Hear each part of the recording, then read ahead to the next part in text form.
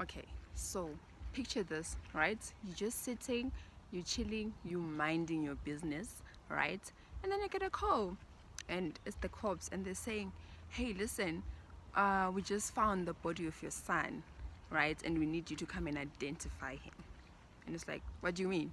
Like your son is dead. We found him in a pond, and we kind of need you to come and identify him.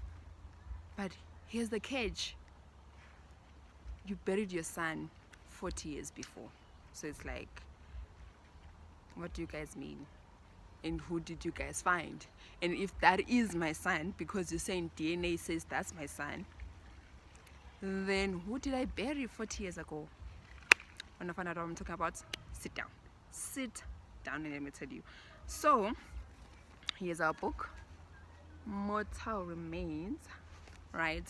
And I love thrillers. I really love thrillers, but I always find it hard to do reviews on thrillers because it's like there's this suspense thing about them, and the truth comes out at the end.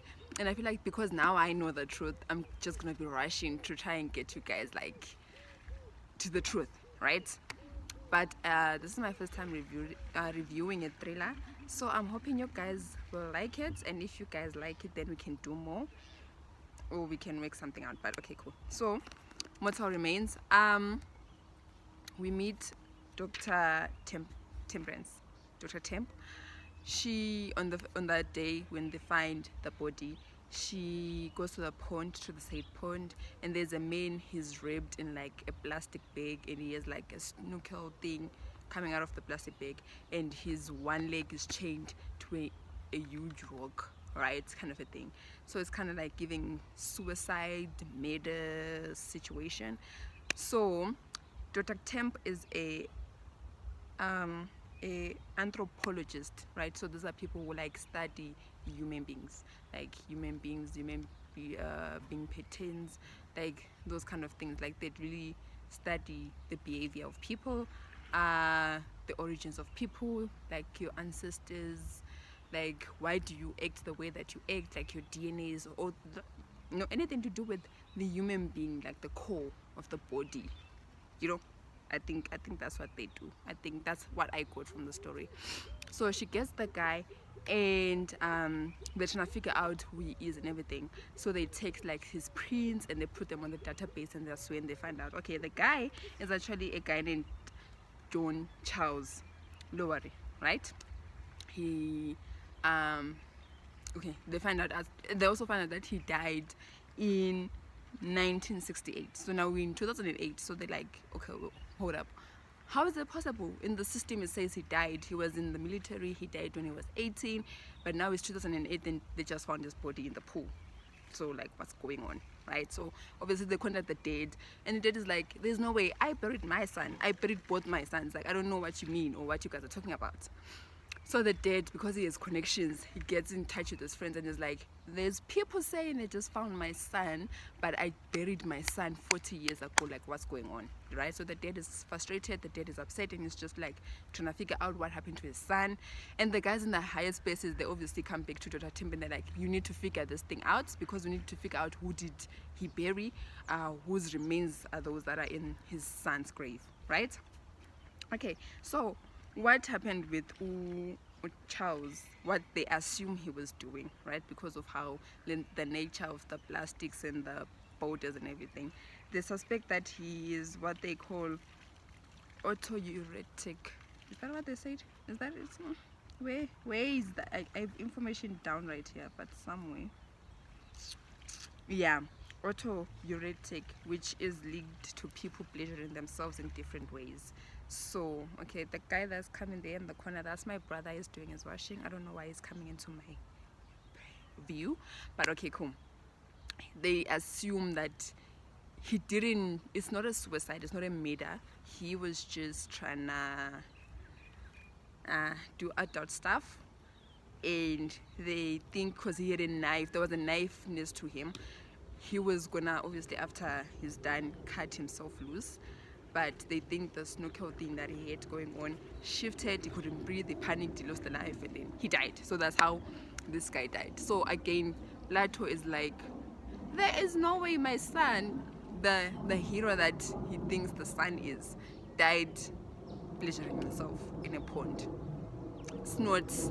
He refuses to believe that. So obviously they. Okay, there's a plane.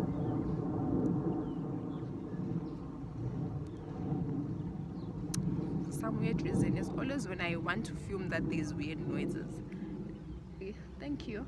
Okay, so the guy, the dad is, his name is Plato. He refuses to believe that's a sign, so they have to obviously dig into the case.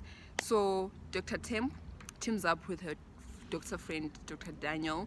They both, they're not exactly detective, but I'd say, like I said, they focus more on the human body. And so when there's like cases like this where the body is found in the water, or the body was beaten off or sawed off or whatever, they are able to find details within the body that link the body to a person, like to an identity. Or I'm not sure if I'm making sense, but you guys get it, right? That's what happens. So Dr. Daniel is based in Hawaii, where he works at the Central Identification Laboratory. So this is where they identify bodies, right? Like bodies, like who belongs, this body belongs to who, kind of a thing. And they especially focus on like the people who died in a war. Like how people leave their country to go fight a war and then they never make it back, and then there's just dozens of bodies everywhere.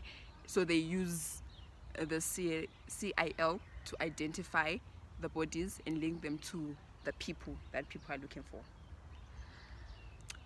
Obviously, I'm not a policeman or a detective or an anthropologist, so I'm just summarizing from what I understood from the whole experience. So, okay, while all this is happening, Dr. Temp has a daughter, Katie, and Katie loses a boyfriend again in like some civil war situation. So she's like, okay, I can't leave my daughter at home, but I also kind of need to investigate this because she's getting hit from like the upper guys. So she takes the daughter. They both go to Hawaii, and then so there was a lot of places being mentioned in the book, where they stayed, where they went, where the head offices were located, and it's just a lot of names that I really didn't have the time to keep in mind or to remember, because I also didn't want to miss out on the details of the story. So just know we're in Hawaii, and that's it. And she's working on the case with Daniel, who's an ex-lover, and Ryan, who's also an ex-lover, right? Our girl was busy, our girl was doing the most, but Ryan is a detective and Daniel is an anthropologist like her. So they all working on the cases, right? Okay, featuring the beds as well, featuring the beds. So okay, so they go there, and obviously before they start the investigations, they have to go dig up the guy in North Carolina and find out who those remains belong to, because Plato is refusing to like give them the DNA to link him to the dead guy. We don't know why until the end. I can't tell you guys now, but it's gonna make sense at the end. But he refuses with his DNA, so they need to use all the other resources available to them to figure out who the guy that Plato buried is. So they obviously take out the remains and they fly the remains to Hawaii, and then when they get there, they obviously start digging, right? And as they're digging, they realize that the remains belong to another guy called Luis Alvarez, a Latino guy. He was a special maintenance specialist. So what happened is, this is what is believed, John signed up with the army. They went to Vietnam, and when they were there, he got into some trouble, got into jail, and then when he got out of jail, because there was an ongoing war, they couldn't risk like sending someone home. They needed more manpower. So they're like, look, we're not happy with what you did, but we kind of need men. So they pardon him, and then they put him back into the army. So I'm thinking, if you have a criminal record or you've done something, you can't be in the army. But at this point, they needed someone in the army. So that's what they do. They send him to the army grounds or wherever they're fighting. And then the thingy, there's the pilot, co-pilot, a maintenance specialist, and John Charles, right? Unbeknown to everyone, there was actually like 5 guys, 6 guys, right, or something like that. There's more guys than they accounted for. So the remains that were buried belong to this Lewis, but they also, remember, this thing happened 40 years back. They cannot now start tracing families, because Lewis was like 23 when he died, meaning his family, he would have been 63, meaning his family is older than that. So they can't trace people. Others have passed away, others. So, but they know that the remains that are there, that were buried, they don't belong to John, right? They do not belong to John. And even as they keep digging, they try to find out, like, okay, who else, like, during that time when missing, the other, find another set of bones again, and it's like those are not John as well. But however, this set of bones have a tag, right, belonging to a dog, and the dog was John's dog. So it's like they know that the guy they found in the pot, that's John, right? But now they have 2 set of bones of people who died right around the time that John died, that don't necessarily belong to John, but also they can't explain. And it's like, okay guys, if you're saying this guy is not that guy, you kind of need to have proof. So now we start having to look for the proof, right? And that's what they start doing, start trying to piece together the bones. So what they were doing, this, I found this so fascinating, even though I really cannot remember the terms or the procedures, but they were using like teeth, right? Apparently when you die, they can use your teeth to really trace, they can link your teeth, even though you're dead, even if it's been years, to your dental records, and then from there they can link it to your family and stuff. So they were using like teeth. They'll put the skeleton and figure out if this person was a tall person, short person, a big person, a slender person. I mean, just from bones, from dry bones. I mean, the only time I heard about something like that is when Ezekiel was given the task to speak life to bones and they came to life. This was a new concept for me, but I found it interesting. So that's what they're doing. They looking through the bones for whatever, literally everything. They're just looking through the bones for even small specks of something to really just connect the other deaths to the guys that disappeared, and then give clue to the blood to the peace of mind that really his son is the one that just recently died, right? So they start the investigations, and while they're investigating, one of the detectives in Hawaii, I don't know how they pronounce it, Hawaii? Okay, Dr. Perry, she enlists the help of Dr. Temp to like, okay, help me out with these 2 situations. There's another body that's found in the sea, but this time the body was ripped apart by a shark. That's how good these people are. Like, they can tell, even though the person was ripped apart by a shark and they only have a hand, they can tell. So there was 2 sets of things that I found that belonged to 2 people, and it was a thing of like, Dr. Perry wanted to find out, do they close the beach because they don't want people dying, or what's going on? So now our girl is doing both investigations. She's trying to find out more information about the 2 dudes that died and are unclaimed, and she's trying to solve these 2 other matters, right? And in the process, a lot is happening. Her daughter is grieving. She has to invite Ryan to come again to join her, right? Because obviously Ryan, she left Ryan in New York, so he has to come this side to help with the case. And Ryan has his daughter Lily, who's a recovering drug addict that he can't live behind, so he brings Lily along. But Lily and Katie, that's Dr. Temp's daughter, they don't get along. So at home there's conflicts that they need to solve, and also Dr. Temp kind of has feelings for Ryan, but she kind of doesn't want to rekindle their love. It was just too much, man. There was just a lot happening. But right, as they were solving the whole thing, they were able to narrow down 1 set of bones to the Lewis guy based on his jawline. It apparently is a distinct jawline to the Latinos. They were able to do that. So now what was left is obviously to get Plato's DNA, but Plato was refusing, so they opted to get Harriet's DNA. Harriet is Plato's wife. She passed on, and she's the mother to John. But here's the thing, when they do the DNA, it's like her DNA doesn't match her son's. This is why, because she had kidney failure, the sons couldn't donate their kidneys to her, because her DNA didn't match the one to her son's. which is wild business, right? This is what, because now I was thinking, okay, maybe this is why Lato doesn't want to do the DNA thing. Did they steal these kids? Or did they adopt or what? So everyone, it's one of those things where people know that she was pregnant, people know that she gave birth. It's like there's a track record for it, but somehow the DNAs don't match, and it's like question mark, question mark, question mark. And so while she's investigating, the two guys that they found are the two teenagers that were missing, that were part of some Samoan gang, right? So now she's helping the police to piece it together, like describing how, okay, this person on the one of the teenagers had some sort of accident and broke a leg, and what they had used to fix the leg was still there on the bone. So she was able to say, okay, one of the victims here broke a leg. So they were able to go back to the hospitals and find out who broke a leg, who could be plus or minus this age, and they were able to narrow it down to the two teenagers. But here's the thing, there are people who killed these two teenagers and happy, because who's this woman that's coming out of nowhere, coming up to mess our business, right? And as she's driving back home from doing stuff at the lab, they actually knock her car off a cliff and she falls into the sea. And it's like wild business, right? Wild business, because at that point we don't know whether it's these guys that killed these two teenagers, or whether it's someone linked to these other cases that she's also dealing with, because she was dealing with a lot.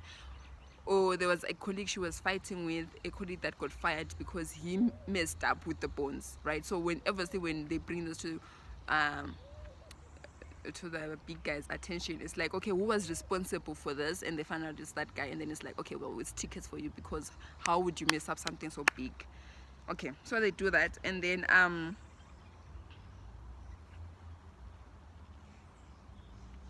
trying to find out where we are.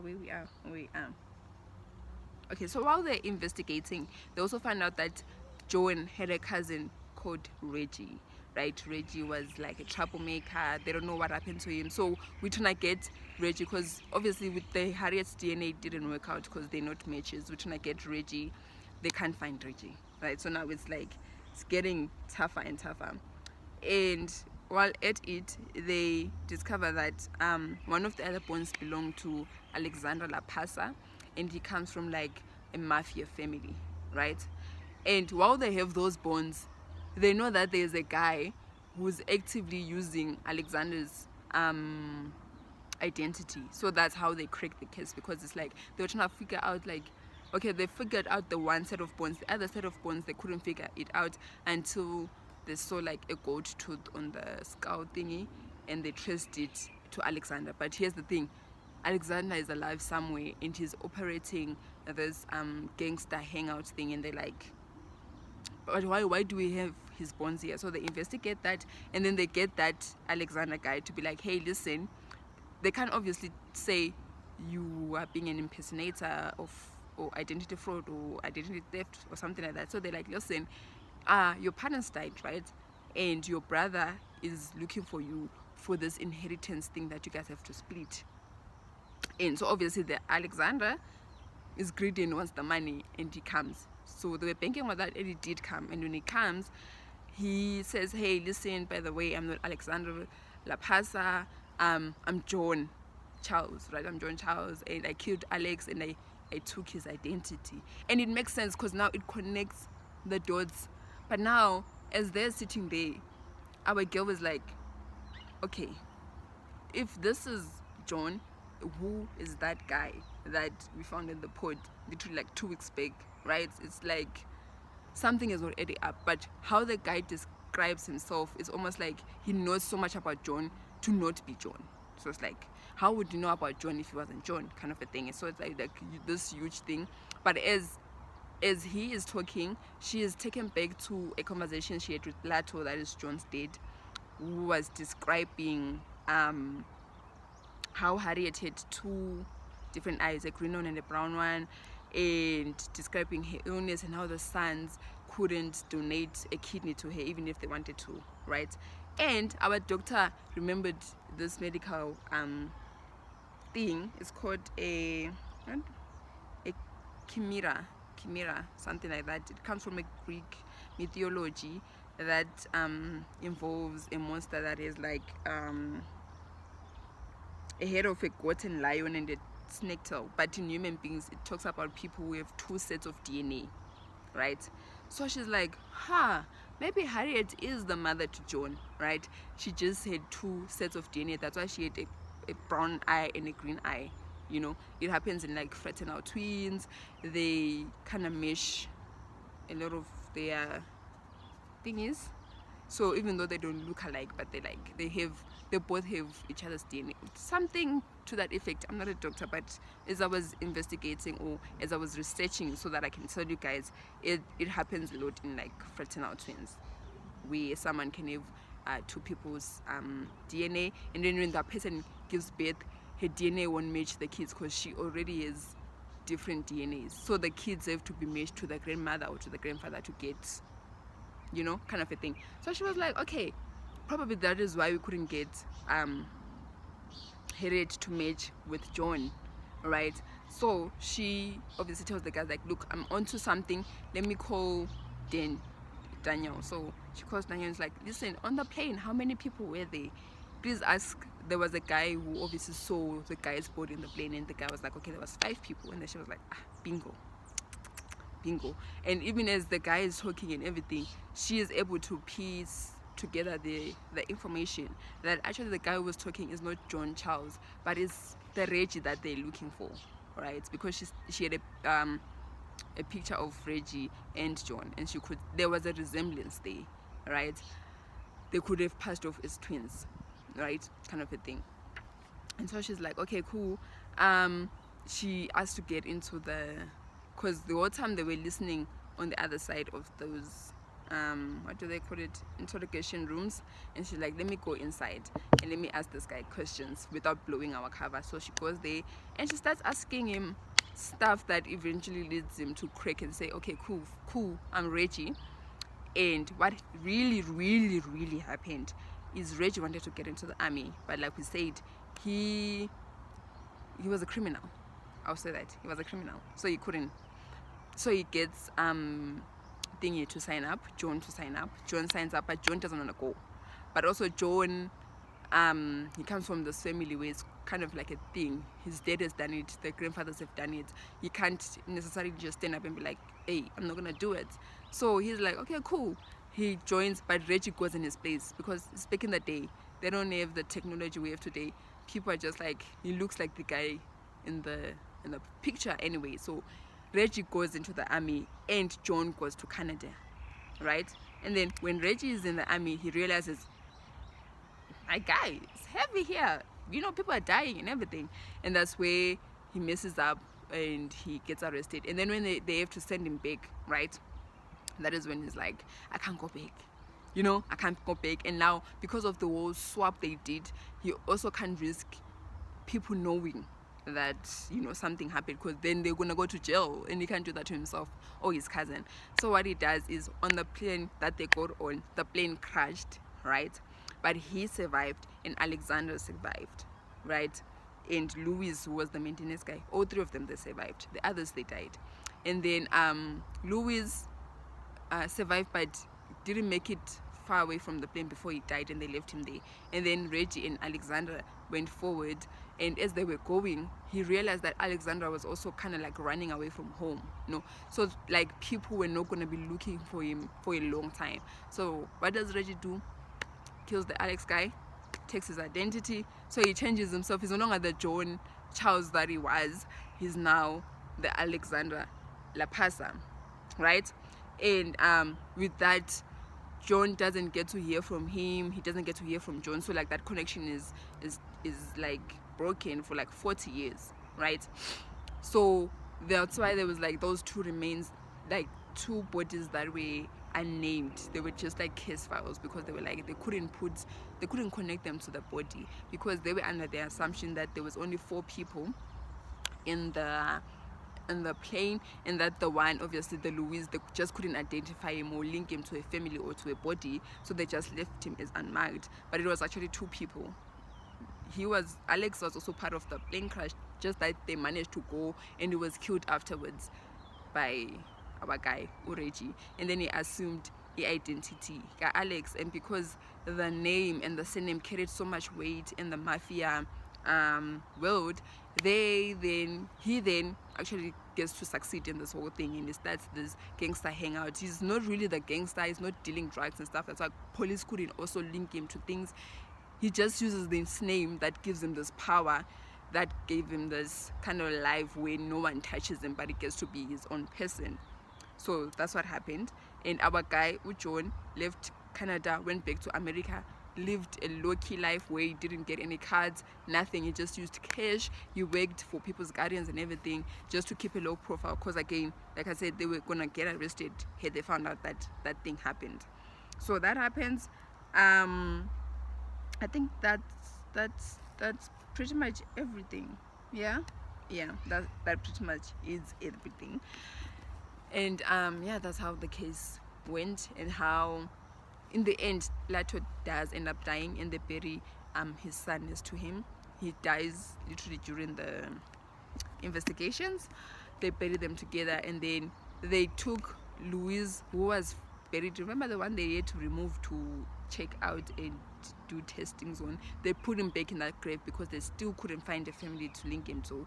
And before Plato died, he said, listen, this guy has been buried there for 40 years, we can't just put him in another grave, just put him back there, you know, he can still continue as my son in the grave. But that happens. Plato dies soon after that. They bury him, and they bury his real son, the real John, who died in the pond, the one they called him about, next to him. And that's how it ends. I will honestly give it a 7. I'll honestly give it a 7, and here's why. Here's why. First of all, like I said, a lot was happening. Like, we already had this case that we had to solve, that had 3 dead bodies that we had to like connect and link and really like solve. But they still added 2 more cases, you know, like the whole Samoan gang kids that were killed and everything.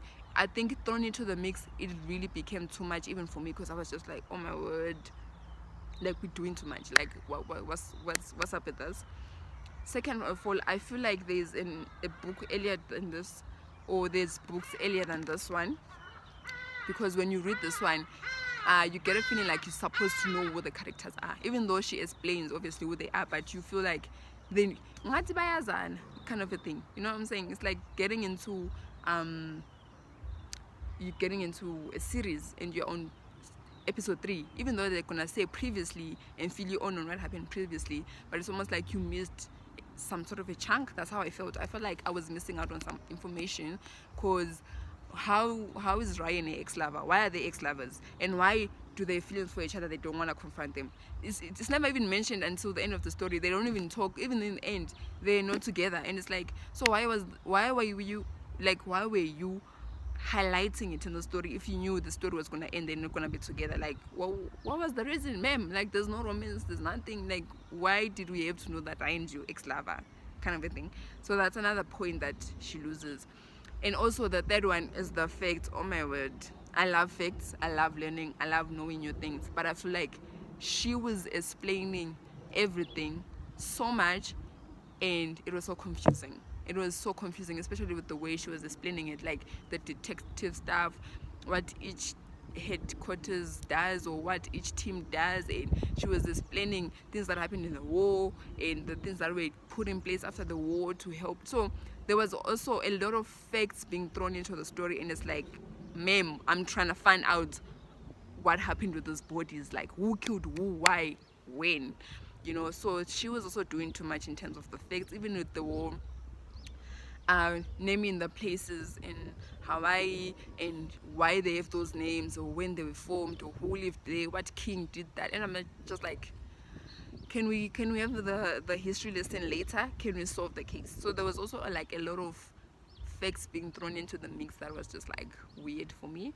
But overall, I think it was an interesting read, because this is the first time I'm reading a story of this nature, right, where a person who's not necessarily a detective cracks the story, right, where she takes the center stage. But she's not a detective, she's literally like those people who are there to give you their scientific knowledge of something and leave the work for the detectives, right? So yeah, it was different, and also I learned new things, even though I didn't like it, but I learned new things. So yeah, that's the review. Let me know if we need to do more thrillers. I'm not sure. Thrillers are tricky, but let me know if we need to do more thrillers, and then we'll definitely do more thrillers. But yeah, that's it from me, and bye.